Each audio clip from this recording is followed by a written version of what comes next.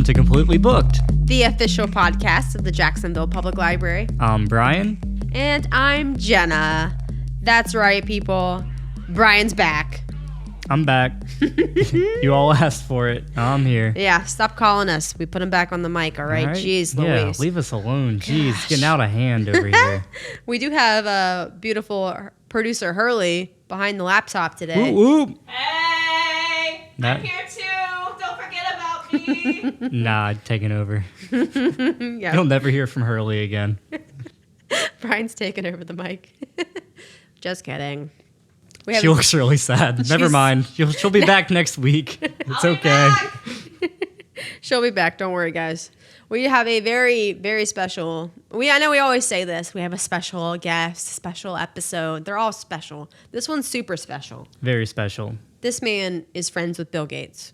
He is, and his name is Pablos Holman. Yes, he was in town at UNF to celebrate the 40th anniversary of the School of Nursing at UNF, giving a nice little talk about all his medical inventions. How would you describe Pablos, Jenna?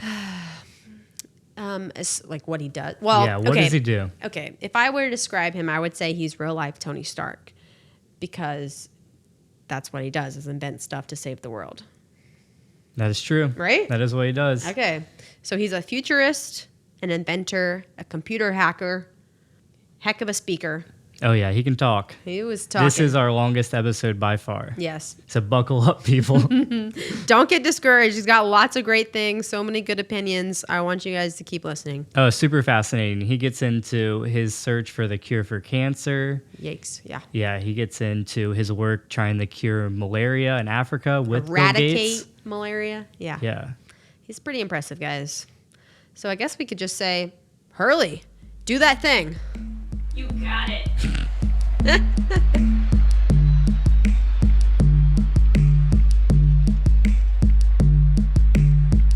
All right, Pablos, I know you know nothing about our podcast, but we appreciate you coming anyways to talk to us for a few minutes. My pleasure.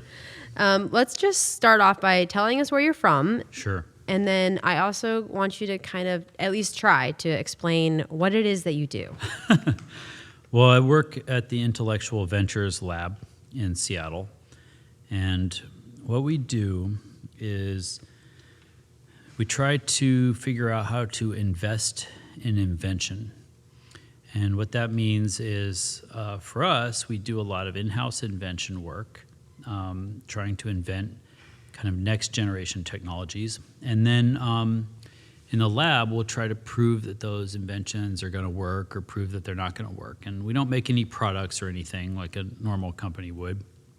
Our product is an invention.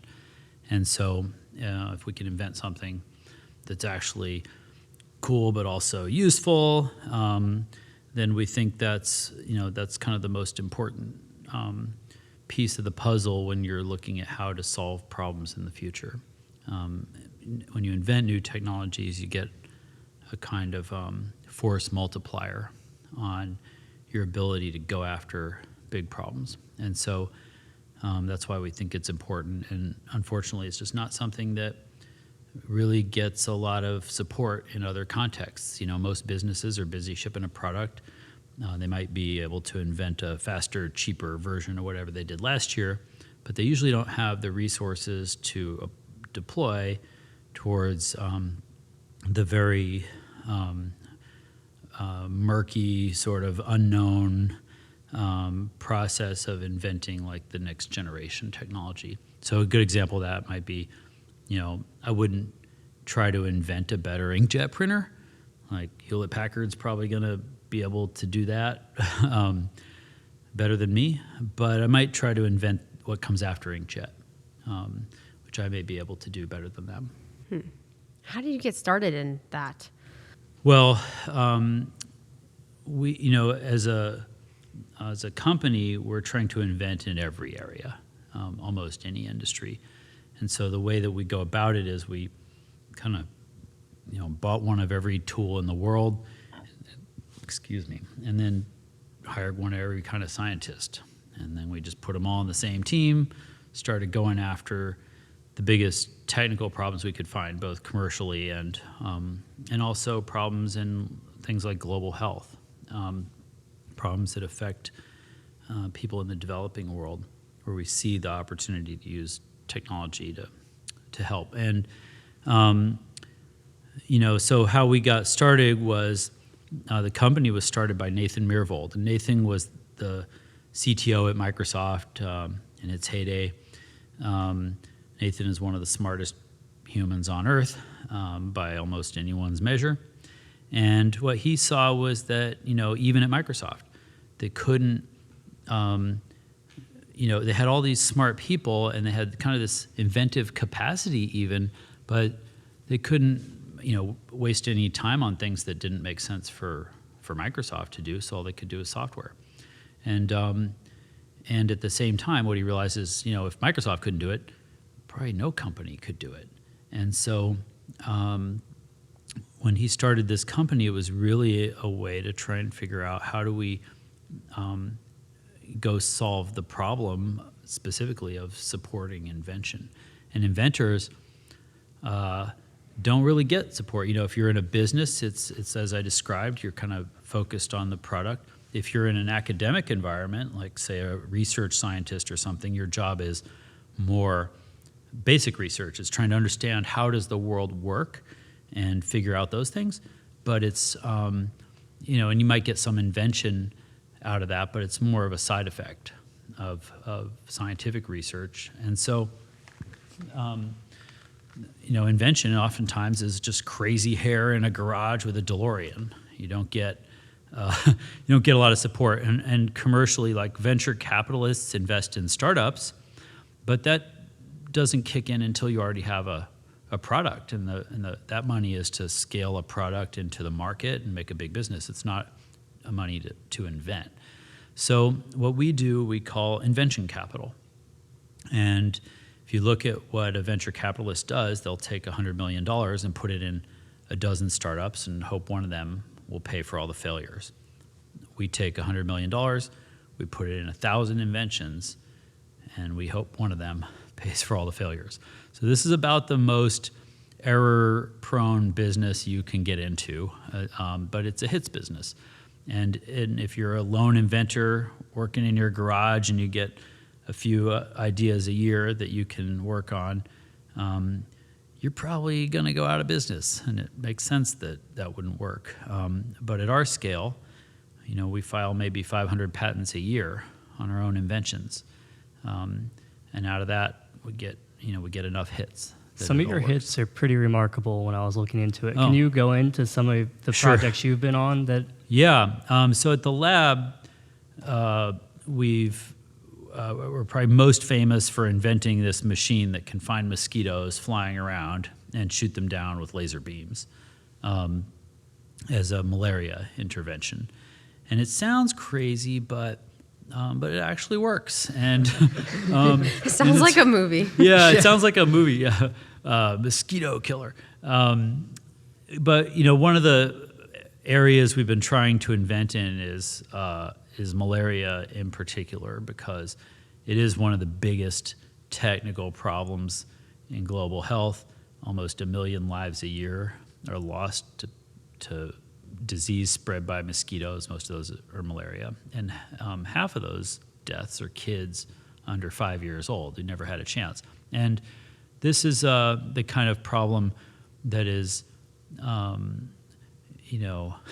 embarrassing for humans. Like, we solved malaria here in the U.S., in the Southwest. We solved it in Southern Europe. In the West, we don't have to worry about dying of malaria, and we have to worry about our kids contracting malaria and dying. But in Africa and lots of places, and especially sub-Saharan Africa and in Southeast Asia, you still have a massive amount of malaria, and it's not just the deaths. It's still people who are sick. It's animals who are sick. Like, malaria is not good for anybody. Mosquitoes aren't really good for anybody, and so the problem is bigger there than what we had to deal with in the U.S. We were able to solve it by just spraying chemicals that kill everything, and then most of the good stuff comes back. You weren't able to do that on the scale that we have this problem in Africa. So by definition, what worked in the past will not work going forward. It's 1 million lives a year. You can decide for yourself whether you think that's worth solving. We certainly think it's worth solving. And so what we're trying to do is invent technologies to add tools to the arsenal so that when we go after malaria, we can kill it once and for all and save 1 million lives a year. That's a lot of life. Wow. And Yeah, that's a big pretty, goal. Yeah. but we can, and we will, eradicate malaria once and for all in our lifetime. We can do that. It's totally within the realm of possibility for humans to do. And fortunately, we have a little bit of the will now, I think, to do that. Not just us, other people are adding ideas and developing capabilities for going after malaria. And collectively, I think, we're going to be able to plot an eradication campaign and exact that, and it's going to be a very exciting thing to do. Humans have been doing this for a long time. Disease eradication, 400 million people died of smallpox before we figured out how to do vaccination, right? The reason you and I exist today is because humans invented vaccination. And we were able to solve some of these problems. Influenza was even more prevalent. Not as many people died of it. Problems like polio. We were able to more or less eradicate polio. We have a little bit of polio left these days, just a few cases, and we're trying to get to those and eradicate polio once and for all again. But yeah, we're really close to that. And, in the West, we don't have to worry about almost any of these diseases. You don't know anybody who died of measles. Well, you know what? A lot of people did, and a lot of people still do. But we have, very effective vaccination in the U.S. with a few exceptions where people are being dumb about it. But this is the kind of thing that humans are able to solve, and it's exciting.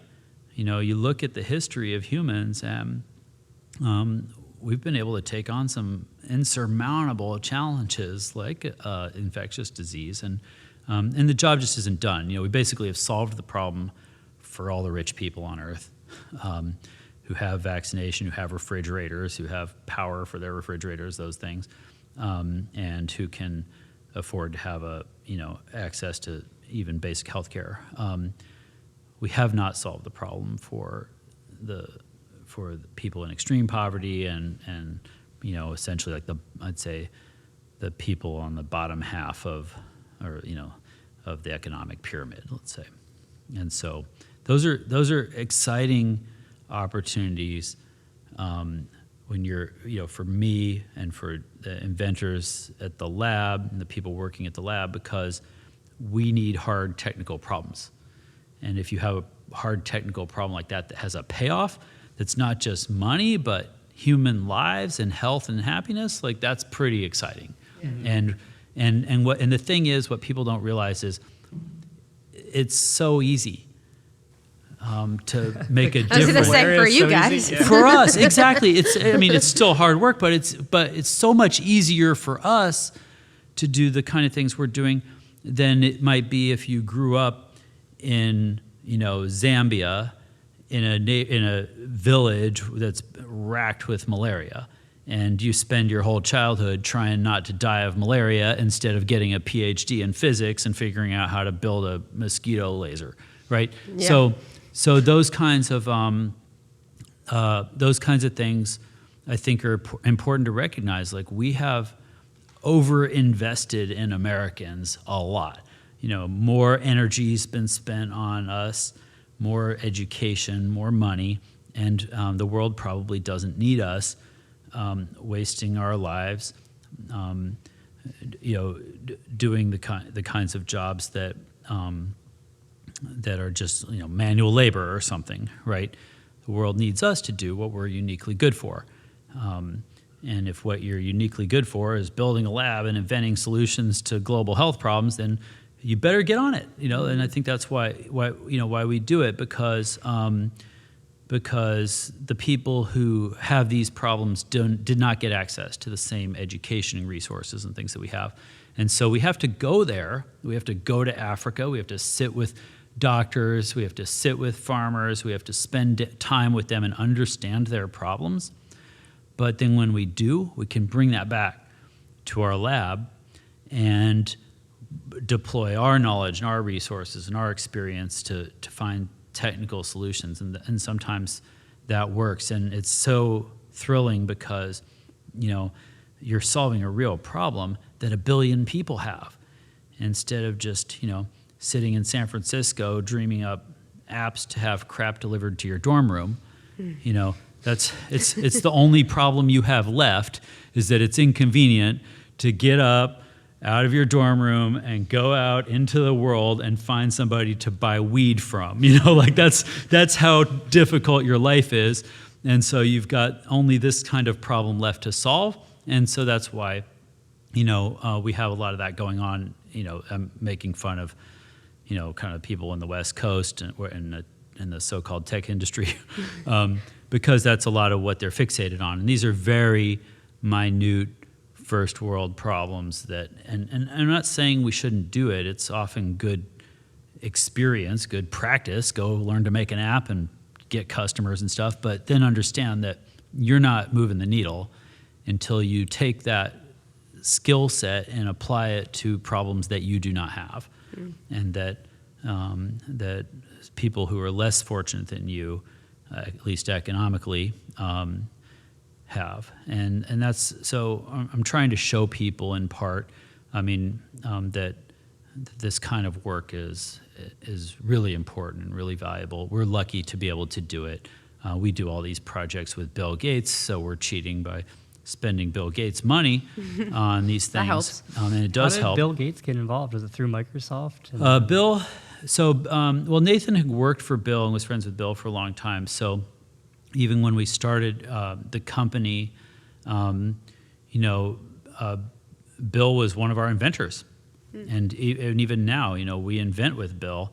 And he's super smart and really great inventor. But because our process is, we kind of turned invention into a team sport. And that's one of the things that's really different.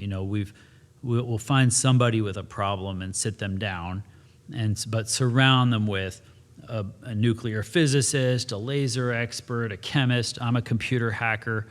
So collectively, we know the cutting edge in every area in science and technology, and that's and we get our inventions often at the borders, and that's where you get like lasers for mosquitoes. You could be working in the trenches in Africa for 20 years on malaria and not know what's going on with machine vision and lasers, and be able to invent those kinds of things. And so for us, that team sport invention has made us super prolific. And so we have a stable of maybe 100, 150 sort of prolific inventors from around the world that we bring in to do those invention sessions. And Bill's one of them. And so anyway, so Bill has kind of a front row seat to our invention work, but then through the Bill and Melinda Gates Foundation, they've been doing a lot of work in global health, trying to get to the bottom of these types of problems. And so when it comes to understanding what's the real problem with health in sub-Saharan Africa, what's the real problem with malaria, who does it affect, how does it spread, what's the deal with mosquitoes, and how big of a part of the problem are they, all that kind of stuff. The Gates Foundation has partners all over, and they've been able to really help fund a lot of the organizations that are going after these problems. But all of those organizations only get to work with the tools they're given and the tools that exist. The difference with us is we can invent new tools to go after these problems. And when you invent a new technology, that's when you get a force multiplier, right? That's where you get an exponent that you can add into your equation that changes the equation, that changes your ability to go after that problem. And so, lasers are not the comprehensive panacea for malaria. That's just one tool that we've been added to the arsenal. We also have invented new diagnostic tools. We've been going after different ways of attacking that problem from different angles. And so you want to be able to, go supply them. And so Bill, from the start, independently of the foundation, personally has been funding our invention work in global health. And we have a fund now we call Global Good, which is just for that type of work. And so we'll do invention work, try to come up with these solutions. Sometimes they're not very high tech. Some of them are pretty low tech. But it's an invention that maps to the market, or maps to the we call it a market, to the situation where the problem exists. And then once we've gotten that, then the Gates Foundation can help us get partners all over the world to get those things commercialized. So are you and Bill friends? I'd say we're not close friends, but yeah. Yeah, we know. You guys hang out? Yeah, right. We hang out when Bill comes to the lab, I guess. That's cool. Yeah. So you also, I don't know if this is a personal project, but you have a company called Bomb Shelter. Oh, yeah, sure. Yeah. So tell us a little about that and why you started it. And Well, as an inventor, you're always, I'm kind of working on a 10-year horizon. So I'm trying to invent not only what's going to be technically possible in that time frame, but what is going to make sense in the market. And I don't know what's going to be like in the world 10 years from now, and I don't know what the competition's going to be and what other people will invent, those things. So you're just wrong almost all the time. But you also don't get your hands dirty. You don't get to build something. I don't get to ship a product and get customers and see them light up when it works, because it's so speculative. And also, lots of the things I work on are never going to see the light of day. I'm going to be wrong, and they're not going to be useful, and they're not going to get developed. So I always try to have a side project where I get to do some of those things, where I get to ship a product, and I get to, work on one of these things that's kind of later in its life cycle than invention. My last big one was MakerBot, which is the first company to kind of make 3D printing into an accessible desktop machine that anyone could get their hands on. And I was just an advisor for MakerBot, but I really enjoyed that process of getting to help ship a product. And so after we sold MakerBot, I started this company to take some of those ideas from 3D printing. Because what's cool about 3D printing, people are fixated on this additive manufacturing. And most of the way you make stuff is you start with some material, and then you cut away the parts you don't want and throw them out. With 3D printing, you start with this, a lot of times it's plastic, and you just put down pixels of plastic, and you build up the thing that you want. But that's not the important part. The important part is that it's programmable. And a 3D printer doesn't care what it's making. It doesn't care if it ever makes the same thing twice. You just draw something on a computer, click print, and it'll go build it for you. And it's so powerful because it lights up your imagination. You can see not only how you could design different kinds of things, but you can see how you could make different kinds of things then in a way that's different than the way we do it now. Like almost everything you ever bought, its life basically starts with, a machine cutting a mold out of metal to make that you're going to use for injecting the plastic to make your car parts and cell phones and sunglasses and sneakers and everything. It all starts that way. And that process of making that mold is expensive. Like one mold is $50,000. And so then you amortize the cost of that mold over hundreds of thousands of units, right? But that means you can't make something unless you're making hundreds of thousands of the same thing. You make those molds, and then you've got Henry Ford-style assembly lines where you go make a bunch of these things. And then you put them on the shelf, and you hope they sell. But you're wrong a lot of the time about what is going to sell. And so you end up with warehouses full of stuff that didn't sell, and then you put it on fire sale or liquidation and sell it for half price or tenth of the price just to get rid of it. And now the product is seen as something that's worth half as much as what you actually need it to be worth to make a business. And so all these things are very complex and they're messed up. So with 3D printing, you start to get this idea, oh, wow, what if we could just wire up the buy now button to a 3D printer and not make anything until it was already sold? And we know who we're making it for, and we know what design they want, what color they want, what size they want, all those kinds of things. Well, the problem with 3D printers is they don't really make anything anybody wants to buy yet. We're still at this early 80s dot matrix stage where they are pretty crude. And they get better all the time, and lots of work is going into advancing 3D printers, and some of them now really can make things you want. But when I started Bombsheller about 5 years ago, what we saw was it wasn't true that I could make anything with a 3D printer that made sense as a product, but I could do it with 2D printing on fabric for apparel. So we made an apparel company that works that way. Everything about it is like I just described. We don't make anything until you click buy now, and when you do, it's mostly automated. We have machines that print. What the company makes are these graphic leggings that women wear mostly for yoga and CrossFit and rock climbing and running, all that kind of stuff. But they all have different designs. So what happens is you click buy now, we print your design and your size and your color, and then it gets cut and sewn and shipped out the next day. So there's no inventory. When you talk to people in the apparel industry, this is an industry that really hasn't changed that much in 100 years. And all it's doing is chasing the cheapest labor on earth. So it occasionally moves from like China to Bangladesh to Indonesia, but they're just looking for the cheapest labor.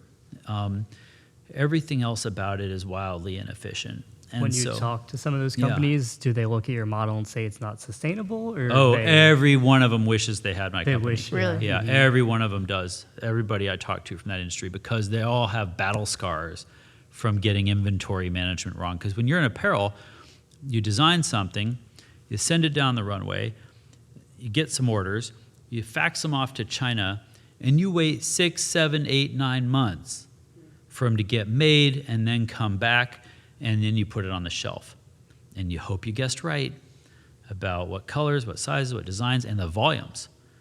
And if you guess wrong, which you always do, then it means you either have stuff you got to sell cheap to liquidate, or you didn't get enough made and people can't buy the thing. And you don't have time to get more while it's still relevant. And so it's very difficult and sad for designers because they have a really hard time guessing right. And so when they see my business, I've got, so Bombsheller now has about 1,000 designs. We get new designs from artists all over the world every day. And those designs go on the website. We have a system that makes it easy for anyone to make a design. If you're listening, go to bombsheller.com. You can get the template for the leggings. You can make your own design. There's a 3D modeling tool that shows what it's going to look like on the body before we've ever made anything. Those renderings are photorealistic. They go in the catalog. So nobody's even made one of the thing when it goes live on the website. And then when we get orders, they get made, they get shipped out, and then part of the money gets sent to the artist as a royalty. And everybody's making money along the way. So we now have 1,000 designs. They're available in 10 sizes because we go all the way up to 6XL. And we have nothing in stock, right? We've literally never had to liquidate, other than like some returns or things left over from photo shoots. We never have overstock. And have any other companies kind of taken this model yet? There are a few in different areas. A lot of it is still very modern, still very new. And in apparel, there's almost no examples like this. And I think that a big part of what we're trying to do at Bombsheller is prove that this model works. And part of it comes from that vertical integration. We built a factory by the Space Needle in Seattle, every single person is in the company is in that building. The website people, the marketing, the photography, and manufacturing, everything is right there. When we make you a pair of leggings, college-educated American women sew them for you, and it's fine. And they make more money than you probably do working as a barista. So it's a pretty good setup because we get total control over the quality of the product. We get total control over every aspect of it, and it constantly gets better. And it's a model to try and show how you could reinvent these industries, right? And that's a lot of the opportunity with technology, is to go reinvent something that has been done the same way for a long time. As an inventor, that's my job. I'm just trying to learn about every new technology, every new scientific discovery, every new chip, every new sensor, every new algorithm. All those things are a chance for me to ask myself, does this change anything humans have ever done? Can we do it better? Can we do it faster? Can we do it cheaper, in a more humane fashion? And a lot of times the answer is yes, right? Because, these are new superpowers. And to not take those opportunities and try to do better is tantamount to giving up on humanity. I wouldn't do that. And I think that's why it's so exciting, working in technology. You get a chance to, to be optimistic about the future because you can see how we're going to do these things better. What do you think our role as humans will be in the job market or in the world as these technologies and AIs get smarter and smarter? Yeah, that's actually a pretty hot topic of conversation these days. And I don't have the same view that you hear most of the time. I think the prevailing story is that, artificial intelligence is going to make robots and computers that are so smart and powerful that humans will be obsolete and we'll all just become pets for robots, or they'll turn us into paper clips or something. And it's all doom and gloom. And first of all, I think it's important to understand that artificial intelligence does not exist. We do not know how brains work. We know enough to know they're not like our computers, but that's about it. That's about as much as we know. People keep talking about artificial intelligence as if it's a foregone conclusion and it's, definitely coming any day. The truth is, all we have is what's called machine learning. We've had that for decades. It's just that we didn't have computers fast enough to put it to use. In the last 5 or 10 years, we've really passed that point now where computers are fast enough and cheap enough that we can use these machine learning algorithms to get computers to do things that humans couldn't do, or that they couldn't do better than humans before. So like machine vision right now, you're seeing all these cases now where a computer is better at recognizing faces than you are. The truth is, a calculator was better at math than me from the day I was born. My entire life, calculators have been better at math than me, and still, I learned math, and I do some math, and you know what? I use a calculator some of the time to help me do the math. And now we're at this point where we're able to use machine learning to help us do a bunch of things that we suck at. In the lab, we invented a new type of diagnostic initially for malaria, where if you look at how malaria diagnostics are done now, it's a human counting cells in a microscope. The job is basically like trying to find a marble in a football field, and you get 20 minutes to look for it. It's that hard. Most humans suck at it. Most of the countries in the world are lucky to have one person who's rated to be really good at it. We invented an automated microscope using machine vision that can do this diagnostic now better than any human. And we started almost a decade ago working on it. And in the last few years, the thing got easy and it got really, really good. In fact, we now figured out that what we built is kind of generalizable. we're using a similar version of it to do cervical cancer diagnostic. Cervical cancer diagnostic is about 50% accurate at best. It's rarely ever that good. We're over 95% accurate now, and it's automated, right? This is what machine vision can do. Now you could say, well, what about all those humans who used to have the job of being a cervical cancer diagnostician? Yeah, not as good as the machine. Right. So What's a the- robot yeah. probably should do every job it can do better than a human. Yeah. Right. I often show, and I will tonight on stage, the first slide I show almost every time I'm speaking is a population growth curve for humans over the last couple 100,000 years. We went from 0 Homo sapiens to like thousands, hundreds of thousands, millions, but it wasn't until about the last 200 years that we hit that hockey stick shaped growth curve, and we went from millions to billions almost overnight. It's astounding. People have romantic ideas about how the world used to be better. No, the world used to be worse. You were always fighting for survival. You had to work constantly. You were probably going to die of some predator or some disease by age 30, 35 at the latest. We can't go back to that, and we don't want to. The reason that we hit that hockey stick growth curve is that we solved the hard technical problems that kept humans from thriving, right? And we solved every one of them by inventing a new technology and bringing it into the world. And that's why you and I exist.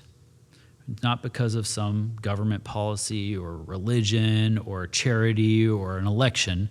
None of those are the things that gave us force multiplier.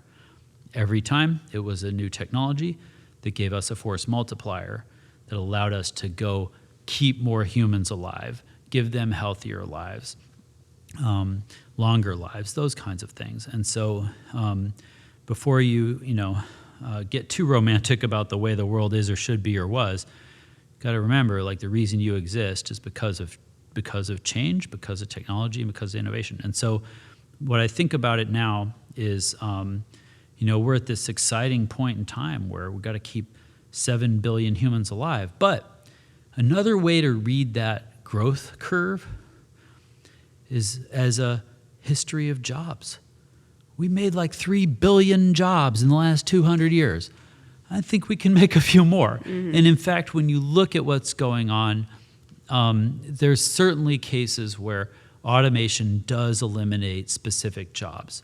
There is collateral damage from that, and there are certainly people who suffer because they weren't prepared for that change. And I don't mean at all to discount, the struggle that some folks experience because of that. But the truth is, from a slightly higher level, you can see that in almost every case where we use automation to eliminate jobs, we use the proceeds of that, the savings from that, to create more. There's no evidence to the contrary, except in very specific and isolated cases. On a large scale, that is always true. And even right now, like it's sort of an idiotic choice, I think. But we always use truck drivers in America as the example. That's the example getting used for this problem right now, because you can sort of see how we've made some self-driving cars. It's not hard to imagine that we'll soon make self-driving trucks. Truck drivers are one of the biggest segments of the labor market in the U.S., hundreds of thousands of truck drivers in this country. And so what people are extrapolating from that is, well, a self-driving truck is going to put them all out of business. And that's hundreds of thousands of really important jobs. But on deeper inspection, if you look at a problem like this, first of all, you don't want to piss off truck drivers. That's where labor unions come from, right? These guys are organized. You're going to get trucks on fire. You're going to have a revolution if you put hundreds of thousands of truck drivers out of business.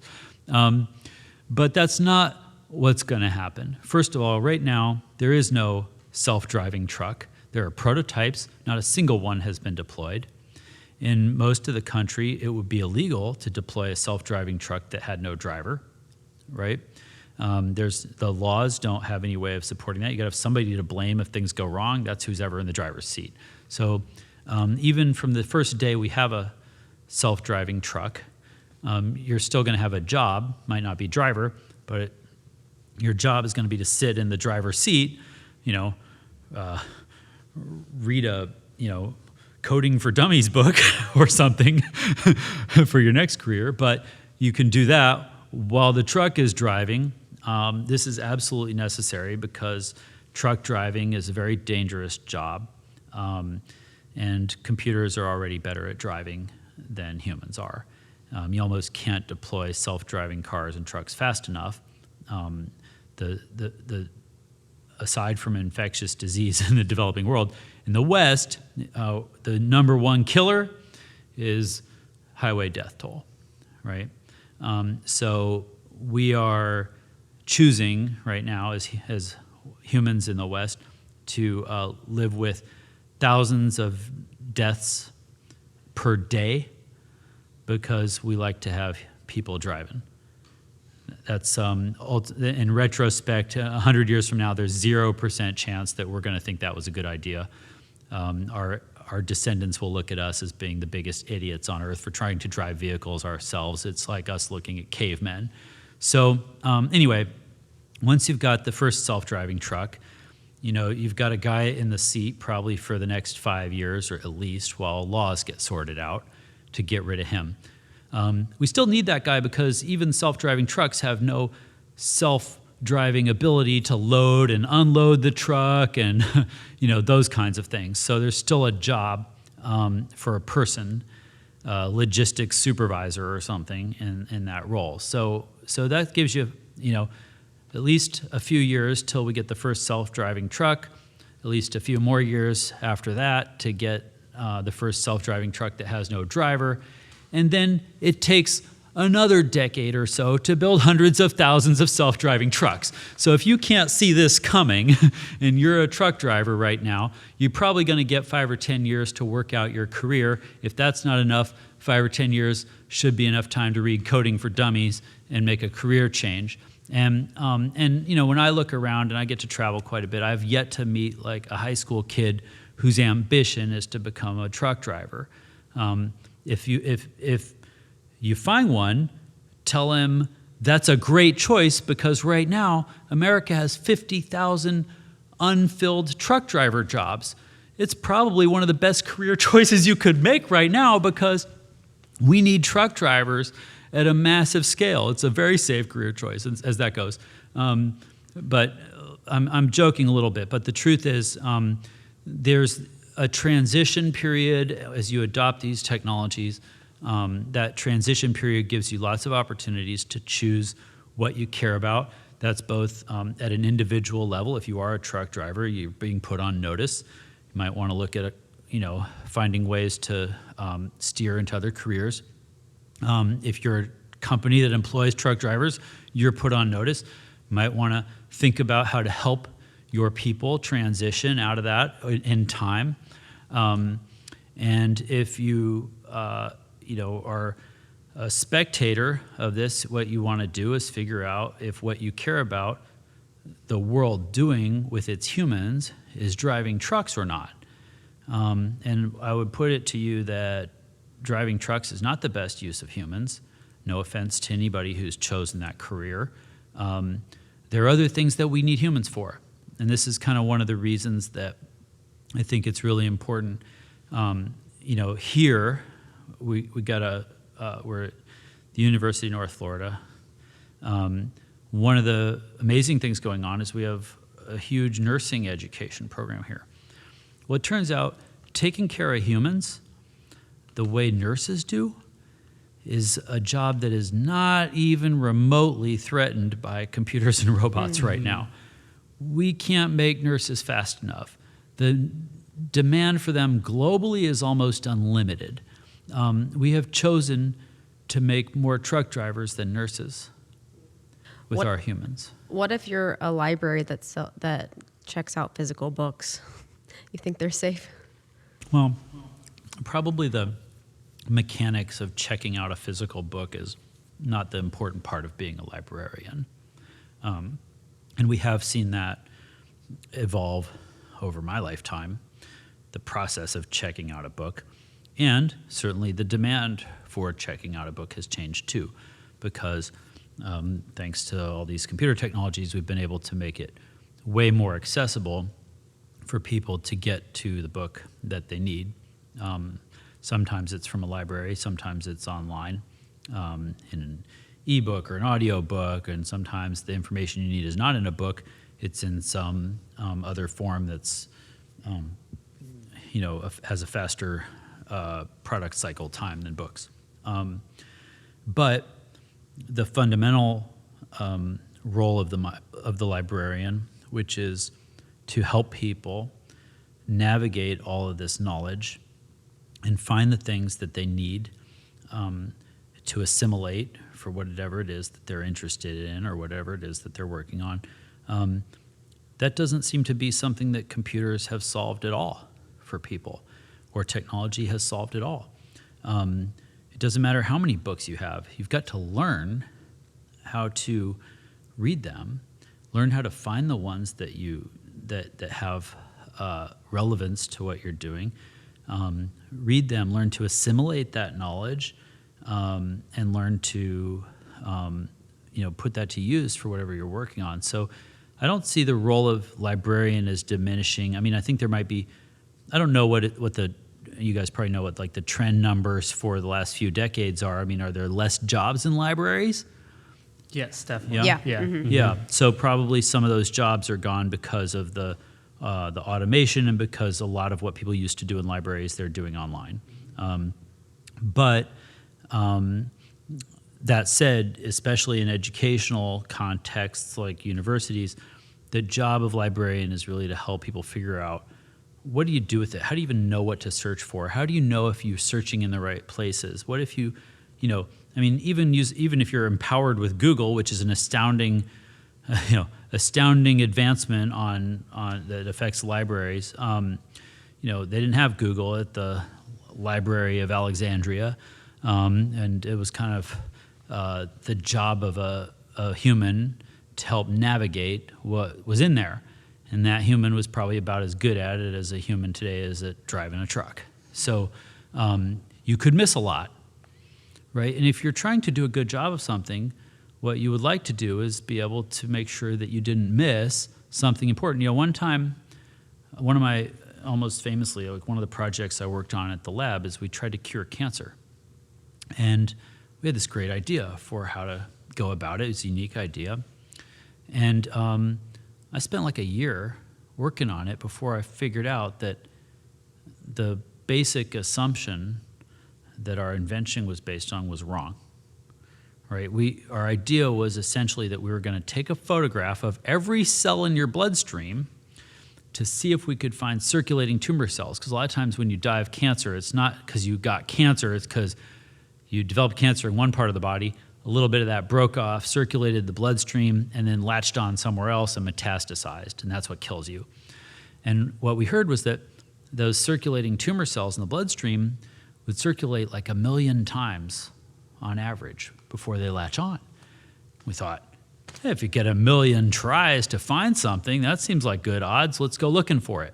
So we were fishing for those circulating tumor cells in the bloodstream with fiber optic devices implanted in the bloodstream. And then, it's a massive amount of computation, but we could take an image of every blood cell that came by and then analyze that with machine vision, see if it's a blood cell or a circulating tumor cell, and then, if it is, zap it with a laser like we always do, or whatever. But the point is, after working on this for a year, we finally figured out, sometimes they only circulate one time, not 1 million times. And so then oh shit, I probably can't, reliably cure you of this type of risk. So for me, fortunately, that just means I give up, and then I went and worked on self-sterilizing elevator buttons after that. I don't have to keep banging my head on cancer the way maybe a researcher would. But the point is, that's even with my fairly well endowed, group of folks when it comes to knowledge and experience and ability to navigate it. And we had access to Google, and we still didn't get to that answer, which certainly exists in the literature somewhere, right? We just didn't get to it. And so the point of librarians and the skill set that they both embody and share is to prevent that kind of waste of time. I wasted a year of what I like to think of as a quite valuable life on the wrong thing because I didn't get to knowledge that already exists. And that's what library really means, is giving you access to knowledge that already exists and helping you navigate that. And so that's a real skill for humans. And no matter how good computers get, even if I got to the point where Google could have given me that answer, great. That just turbo boosts me on to the next step so I can spend the next year doing something else that might move the needle, right? And this is why we say, there's exponential gains to be made in from these technologies, right? Because that's why we say it's a force multiplier. It already has been. Oh, whoa, Siri thinks that I'm talking to her. When you think about the advancement of what the library and librarian are capable of, since I was a kid with a card catalog. I mean, I grew up in Alaska, in a town with 3,000 people. I had a computer. I was like the only one for 1,000 miles in any direction who knew as much about computers as I did, right? There was nobody to learn from.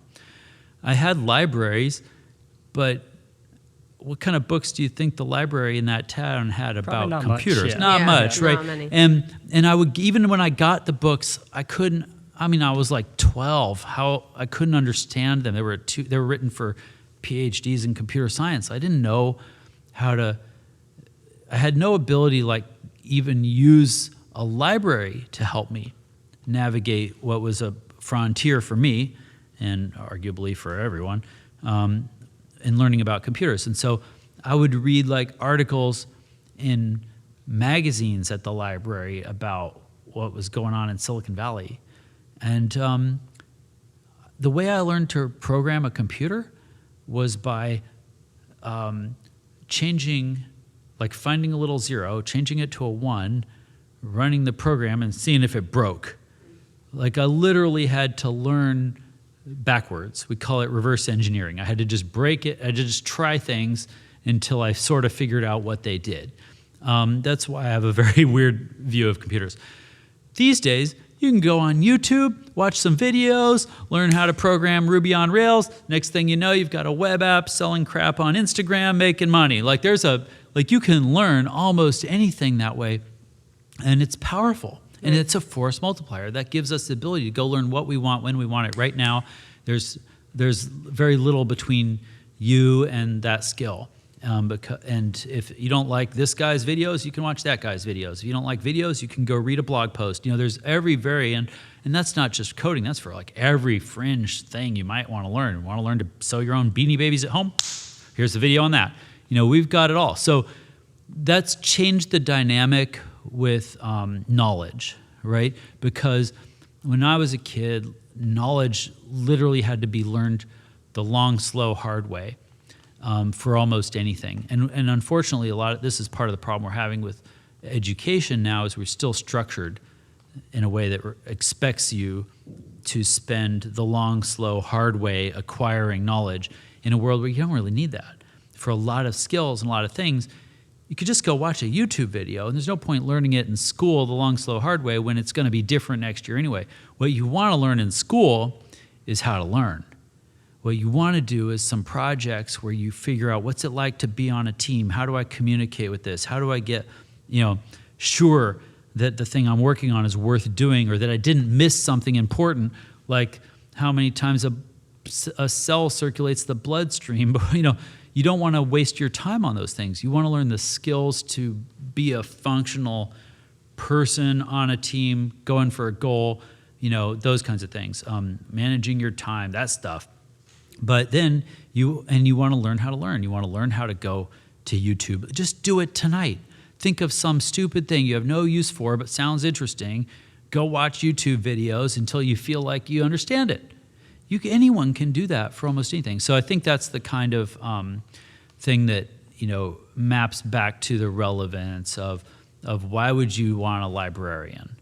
Well, these are people who probably would not have made the same mistake as me. They would have gotten to the bottom of the existing knowledge in the world, regardless of what tools. And that is one of the exciting things about librarians and library science.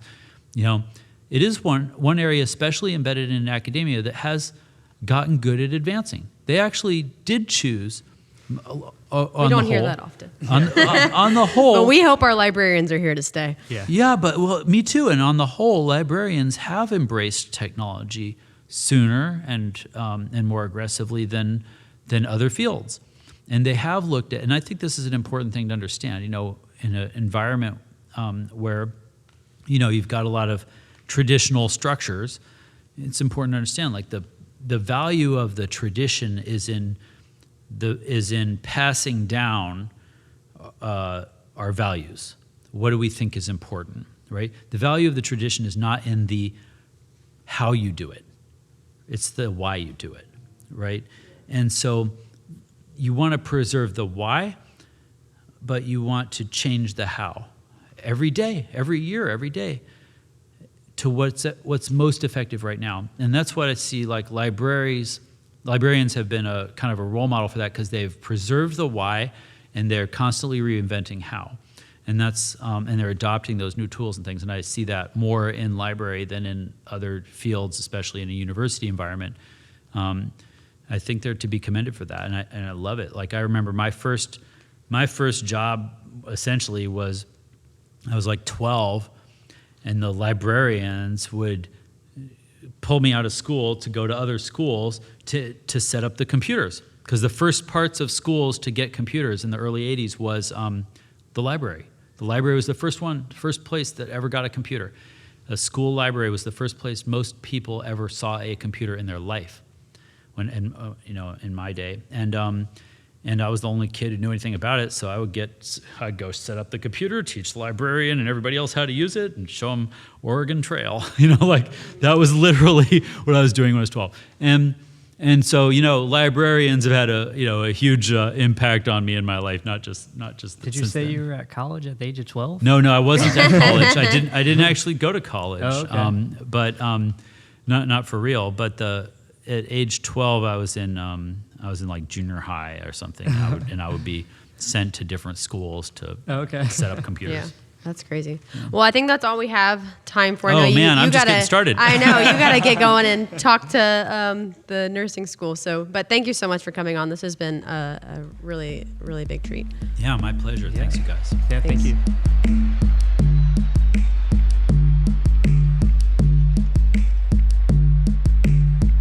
Thank you for sticking with us, you guys.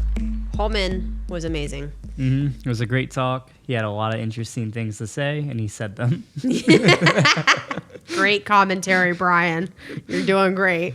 Another thing he told us after the interview was that, or maybe he said it in the interview, I can't remember, that he didn't go to college. No. Oh, yeah, he did say it in the interview, because we were talking about when he was 12, he was helping the university set up their computers. Great. Yeah, he did. This guy's smarter than anyone you've ever met. Mm-hmm. I thought it would be intimidating to be in the room with him, but he was really welcoming and made us not feel like idiots. Actually. Oh, he was really nice. Thanks to everyone at UNF for letting us come over there as well. Big shout out to UNF. We love all of our UNF He also episodes. talked to us about wanting to start his own podcast and talk to the smartest people in the world. And I think that would be super interesting. So everyone harass him until he does that. Yeah, for sure. He definitely needs to do that. Make sure you subscribe to this podcast if you're listening on iTunes or anywhere you listen to podcasts. Make sure you leave us a review. 5 stars. Yes, 5 stars, please. Yes.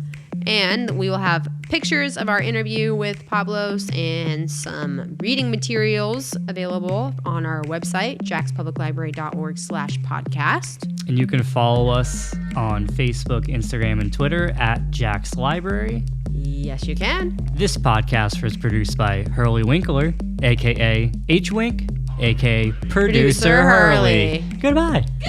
Goodbye!